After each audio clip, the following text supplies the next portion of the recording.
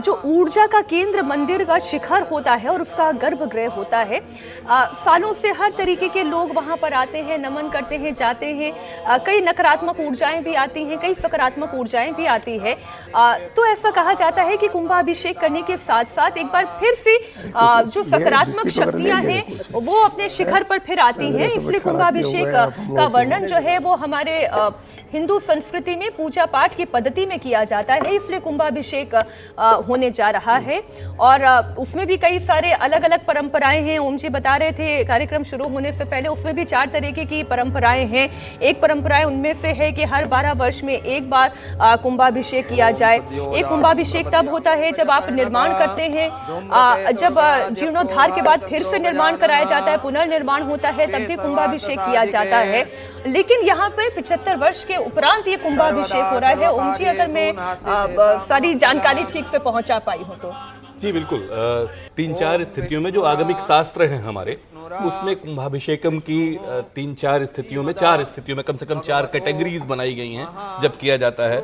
अनवर्धन, आवर्धन, इस तरह से करके उसकी 4 कैटेगरीज हैं, जिसमें एक तो ये होता है कि पीरियोडिकली, मतलब 12 वर्ष में, बेसिकली ये ऊर्जा को रिचार्ज करने की बात है। जिस सकारात्मक ऊर्जा की हम बात करते हैं, किसी भी विग्रह में आपने कहा ही कि जैसे मनुष्य का शरीर है उसी तरह से वो विग्रह, वो पूरा जो स्ट्रक्चर है वो खड़ा है। हमारी ऊर्जा कम होती है, उसकी भी ऊर्जा मान लिया जाता है कम होती है। 3-4 परिस्थितियों में, एक तो समय के कारण, जिस 12 वर्ष की आप बात कर रही हैं, सामान्यतः इसको अब चूंकि आगमिक शास्त्रों में है, लेकिन बहुत सारे मंदिरों में चूंकि लगातार उसमें पूजा अर्चना हो रही है, इसलिए करने की परंपरा थोड़ी घटी है। हाँ, उसमें जब भी रिनोवेशंस वगैरह होते हैं तो एक बार ये परंपरा में है कि करना चाहिए। दूसरे, उस पर कोई बिजली गिर जाए, कोई प्राकृतिक आपदा आ जाए, हिंसा हो जाए, चोरी हो जाए, तो ये किए जाने की परंपरा है। इस तरह से कोई नया शिखर जोड़ दिया जाए, कोई नया विग्रह उसमें स्थापित हो, तब ये करने की परंपरा है। ये हमारे आगमिक शास्त्रों का मानना है। तो ये बहुत बड़ा प्रतीक है और शिखर पर जाकर करना फिर वही कि हमेशा उस भाव को जागृत करता है। ऊर्जा के जागरण का तो तरीका है ही, लेकिन हमेशा उस शिखर पे बने रहने, उस शिखर को ऊर्जान्वित करने का भी प्रतीक है, जिस शिखर पे भारत है और उसको होना चाहिए।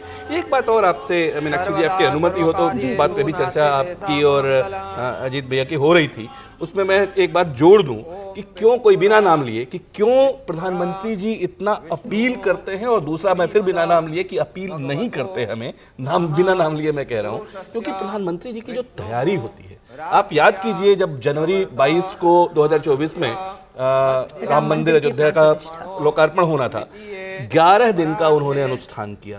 दक्षिण भारत के सभी मंदिरों पे गए, रंगनाथ स्वामी मंदिर गए, रामेश्वरम मंदिर गए। रंगनाथ स्वामी में बैठ के तो उन्होंने कंब रामायण पूरी सुनी।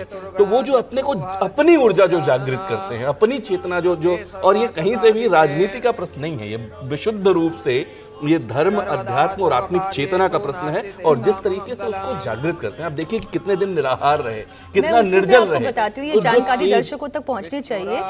जो राम मंदिर निर्माण समिति है, उसके जो कोषाध्यक्ष हैं स्वामी गोविंद देव गिरी जी महाराज, मेरा उनसे मिलना हुआ। मैंने उनसे पूछा कि क्या ये पूरे नियमावली आपने बताई थी कि आपको निराहार रहना है?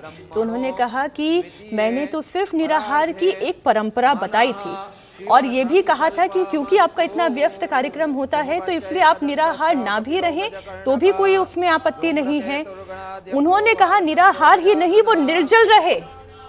वो पूजा के दिन जब तक की प्राण प्रतिष्ठा नहीं हो गई तब तक वो निर्जल रहे। उन्होंने व्रत किया, उन्होंने अनुष्ठान किया, और उन्होंने जमीन पर सोना, उस तरीके की जो परंपराएं हैं जो किसी भी मंदिर के निर्माण के वक्त या प्राण प्रतिष्ठा के वक्त अपनाई जाती है, वो सब उन्होंने माना।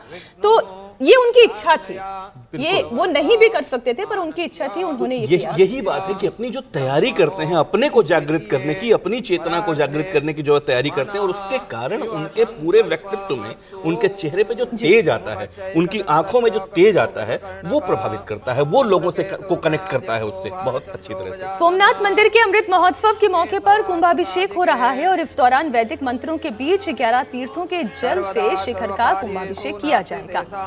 90 मीटर ऊंची क्रेन की मदद से कलश के जल से मंदिर का अभिषेक होगा और विशेष रूप से तैयार किए गए करीब 8 फीट ऊंचे कलश की क्षमता 1100 लीटर की है।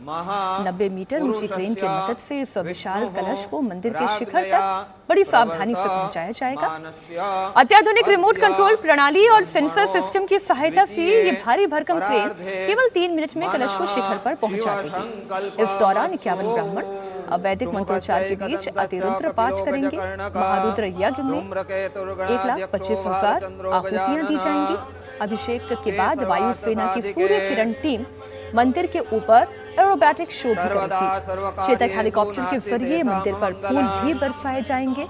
ये पहला मौका है जब सोमनाथ मंदिर में कुंभाभिषेक होगा। ये सामान्य पूजा नहीं है, कई दिनों तक चलने वाला ये अभिषेक है और इस दौरान यज्ञ, हवन, मंत्रोच्चार, रुद्रपाठ, अग्नि अनुष्ठान होते हैं।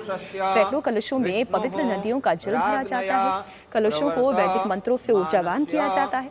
पूजा के बाद शिखर और देव विग्रहों पर जल चढ़ाया जाता है। किसी भी मंदिर में कुंभाभिषेक हर 12 साल में एक बार होता है।